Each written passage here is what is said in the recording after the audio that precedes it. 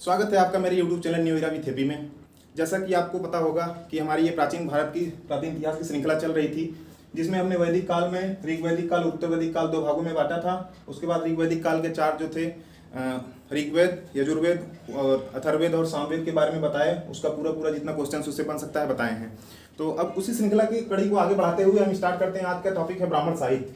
तो देखिए भाई, जो आप नोट्स बना रहे हैं ये कलम और कॉपी लेके बैठिए और उसको बार बार लिखिए जो चीज़ हम लिख रहे हैं। जब आपके बार बार कलम और कॉपी पर रिवाइज होता रहेगा तो ये चीज़ें आपको याद हो जाएंगी। बहुत कठिन नहीं है। लेकिन एक चीज़ और आप लोग ध्यान रखिएगा, जो भी पढ़िएगा उसको पूरे एकदम इंजॉय के साथ पढ़िए यार, क्योंकि इंजॉय के साथ नहीं पढ़ेंगे तो आपको याद होने वाला नहीं है। जिस चीज़ में इंजॉय नहीं है वो चीज़ बोरिंग लगने लगती है। इस तरह से हम कहेंगे कि अगर आप बैठे हैं पढ़ने के लिए तो 1 घंटे पढ़ रहे हैं तो पूरा उसको 1 घंटे आप 100% अपना उसको दीजिए। अगर आप उसको 1 घंटे अपना नहीं दे रहे हैं तो आप अपने साथ में बहुत बड़ी गलती कर रहे हैं। आप 12 घंटे बैठ के पेज पलटते रहिए, ब्रह्मांड पलट जाएगा और समझ में कुछ नहीं आने वाला है। तो इसलिए कहते हैं कि जो चीज़ भी पढ़िए आप पूरा एकदम इंटरेस्टिंग तरीके से पढ़िए और इंटरेस्ट बना के पढ़िए उसमें, तभी आपको वो याद रहने वाला है। तो स्टार्ट करते हैं आगे। ब्राह्मण साहित्य। तो ब्राह्मण साहित्य, इसका उद्भव क्या है? ब्राह्मण इसका उद्भव माना जाता है ब्राह्मण शब्द से हुआ है। ब्राह्मण शब्द से। तो ब्राह्मण का अर्थ होता है विधि विधान, दिख रहा होगा आपको, विधि विधान एवं कर्मकांड। इस प्रकार से हम कह सकते हैं कि जिस साहित्य के बारे में विधि विधान एवं कर्मकांडों की जानकारी मिलती है उसे हम ब्राह्मण साहित्य कहते हैं। जैसा कि आपको बताए थे कि सभी वेद जो हैं वो पद्यात्मक शैली में लिखे हैं। बस एक वेद ऐसा है जो गद्य और पद्य दोनों मिलता है, जिसका नाम यजुर्वेद बताए थे। तो ये पद्यात्मक गद्यों मतलब जो वेद हैं, वेदों के पद्यात्मक विश्लेषण को गद्यात्मक में बदलता है। किसमें? गद्यात्मक में। तो ये विशुद्ध रूप से गद्य में लिखा होता है, विशुद्ध रूप से गद्यात्मक शैली में लिखा होता है, इसलिए इसे ब्राह्मण कहते हैं। ठीक है। इसका एक सबसे महत्वपूर्ण ब्राह्मण क्या है? शतपथ ब्राह्मण। ये है शतपथ ब्राह्मण है। अब देखिए, ये शतपथ ब्राह्मण है, इसमें जो है उपनयन संस्कार की बात कही गई है। कौन से संस्कार की? उपनयन संस्कार। जब बच्चा पैदा होता है तो उसका उपनयन संस्कार करवाया जाता है, तो शतपथ ब्राह्मण में कहा गया है। और शतपथ ब्राह्मण में सूदखोर को कुशीदीन कहा गया है। सूदखोर को कुशीदीन कहा गया है। ठीक, इतनी बात आप ब्राह्मण से याद रखिएगा कि ब्राह्मण साहित्य क्या है, कि जिस साहित्य के बारे में हमें विधि विधान एवं कर्मकांडों का ज्ञान होता है उसे ब्राह्मण साहित्य कहते हैं। और ये वेद जो होते हैं पद्य में लिखे होते हैं, उसको गद्यात्मक में बदला होता है, विशुद्ध रूप से गद्य रूप होता है। इसमें शतपथ ब्राह्मण जो है उसमें उपनयन संस्कार की बात कही गई है और ये सूदखोर को इसमें कुशीदीन कहा गया है। तो आइए अगले टॉपिक पे चलते हैं, अरण्यक।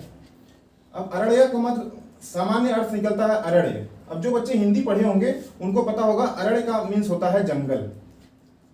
तो इससे क्या अर्थ निकलता है कि जंगल में रहने वाले ऋषि मुनियों के द्वारा जो लिखा गया है साहित्य उसे अरण्यक कहते हैं। जंगल में रहने वाले ऋषि मुनियों के द्वारा जो साहित्य लिखा गया उसे अरण्यक कहते हैं। बस इतनी सी बात आप याद रखिएगा। जंगल में रहने वाले ऋषि मुनियों के द्वारा जो लिखा गया है ये अरण्यक होता है। इसे रहस्यवाद कहते हैं, रहस्यवाद। और ये दर्शन पे आधारित रहता है। ये विधि विधान कर्मकांड पे है यज्ञ के, और ये यज्ञ के दर्शन पर आधारित है, यज्ञ के दर्शन पर। तो इतनी चीज को आप यहां से नोट कर लेंगे। उसके बाद चलते हैं अगली कड़ी में। यह है हमारा उपनिषद। क्या है? उपनिषद। उपनिषद का सामान्य अर्थ क्या होता है? उपनिषद का सामान्य अर्थ है गुरु के समीप ले जाना, गुरु के समीप ले जाना।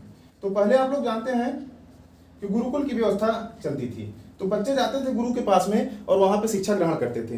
तो वहां पे जो गुरु बोलता था वो बच्चे सुन करके और याद करते थे। उसके बाद जब उसका साहित्य बनाया गया तो उसे कहा गया उपनिषद। इसका सबसे प्राचीन 2 उपनिषद हैं, एक बृहदारण्यक है और एक छांदोग्य उपनिषद है। कौन कौन से हैं? ये बृहदारण्यक है और ये छांदोग्य उपनिषद है। इसको आप लोग देख लीजिए। उपनिषद में आता है एक और मुंडकोपनिषद।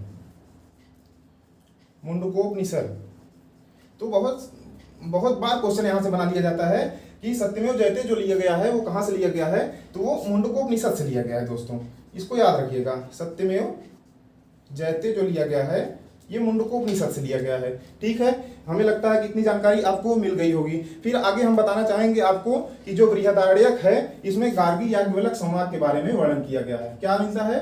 गार्गी एवं याज्ञवल्क्य संवाद।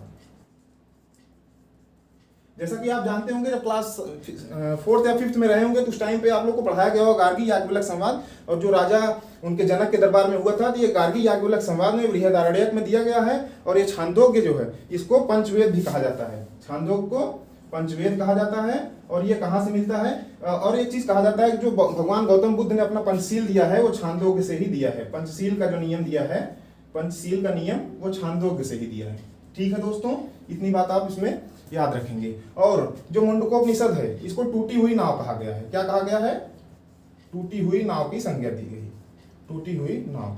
तो क्या कहेंगे कि उपनिषद का सामान्य अर्थ क्या है? उपनिषद का सामान्य अर्थ है गुरु के समीप ले जाना। सबसे प्राचीन उपनिषद है बृहदारण्यक और छांदोग्य। बृहदारण्यक में गांगी एवं याज्ञवल्क्य संवाद की बारे में बताया गया है, और छांदोग्य को पंचवेद भी कहा जाता है। और इसमें पंचशील जो लिया गया भगवान गौतम बुद्ध ने, कहा जाता है ये छांदोग्य से लिए हैं। ठीक है, ये उपनिषद है मुंडकोपनिषद, जहां से सत्यमेव जयते लिया गया है। कई बार क्वेश्चन पूछा जाता है, इसको आप याद रखिएगा। और मुंडकोपनिषद को टूटी हुई नाव की संज्ञा दी गई है। ठीक है, आगे बढ़ते हैं। तो इसको अगर आप लोग लिख लिए हो तो हम यहाँ साफ कर देते हैं, नहीं तो फिर इधर। ठीक है, इसको साफ कर देते हैं।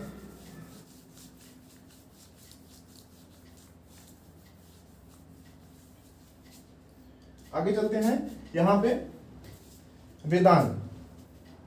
वेदांत क्या होता है? उपनिषद को एक चीज और कहते हैं, वेदांत कहते हैं इसको कहते हैं वेदांत। वेदों का अंत, सबसे अंतिम वेद होने का साहित्य होने के कारण इसको कहा जाता है वेदांत। ये उपनिषद को कहा जाता है, इसको अंतर याद रखना। और ये जो वेदांग है ये वेदों के अंग हैं, वेदों के अंग, अर्थात क्या कह सकते हैं हम, वेदों के अंग। इसका क्या मतलब हुआ?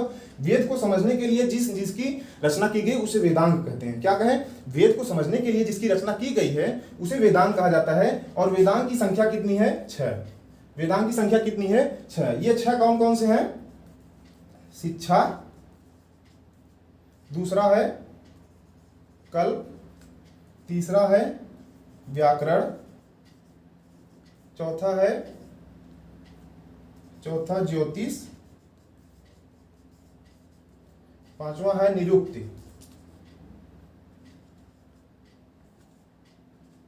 और छठवां है छंद।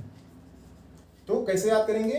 कोई भी चीज अगर लंबी आपको याद करनी हो तो उसको 2-2 के टर्म कर लीजिएगा या 3-3 के टर्म कर लीजिए। जैसे शिक्षा, कल्प, व्याकरण, ज्योतिष, निरुक्त, छंद। ऐसे याद करिए 3-3 में। शिक्षा, कल्प, व्याकरण एक बार बोलिए, उसके बाद ज्योतिष, निरुक्त, छंद। शिक्षा, कल्प, व्याकरण, ज्योतिष, निरुक्त, छंद। अपने आप 5-6 बार जब आप बोलेंगे तो आपको कंठस्थ हो जाएगा। अब इसमें कहा गया है कि ये शिक्षा जो है, ये दिख रहा होगा आपको, शिक्षा।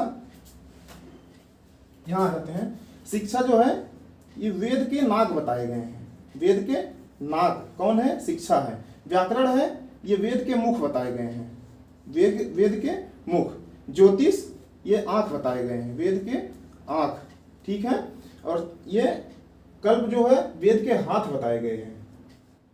और क्या बचता है? निरुक्त है, ये कान है वेद का, निरुक्त वेद के कान बताए गए हैं। और छंद जो है ये पैर बताए गए हैं। पायल पहनते हैं ना, छंद छंद करता है, तो वही अवधिया ले लीजिए ना, तो छंद हो जाएगा, छंद से पैर। ठीक है, फिर इतनी चीज आप याद रखिएगा। फिर अगली कड़ी में आपको हम इसके आगे बताएंगे ये क्या वैदिक कालीन और वैदिक कालीन संस्कृति और सभ्यता समाज के बारे में, मतलब कैसे रहते थे और इनका जानवर कौन सा था और धर्म कैसा था। तो इसके बारे में अगले वीडियो में बनाएंगे। तो आशा और उम्मीद करते हैं दोस्तों कि ये आपको सीरीज पसंद आएगी। और जो भी करिए यार, एंजॉय से करिए, दिल के साथ करिए, जो अंतरात्मा की आवाज़ आती है उसको करिए और अपने अंतरात्मा की बात को सुनिए। खुश रहिए, प्रसन्न रहिए, अपने परिवार की देखभाल करिए। धन्यवाद।